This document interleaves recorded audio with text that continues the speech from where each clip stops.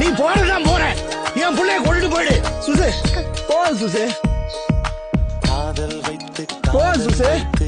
என்ன விட்டு இப்போல விட்டுறது இது விளையாட்டு இல்ல சுசே உன் மனசுல இருக்கிற காதோட ஆழம் எனக்கு தான் சுசே தெரியும் நான் 100 மடங்கு அனுபவிச்சிருக்கேன் நீ 1000 மடங்கு அனுபவிச்சிருக்கேன் சுசே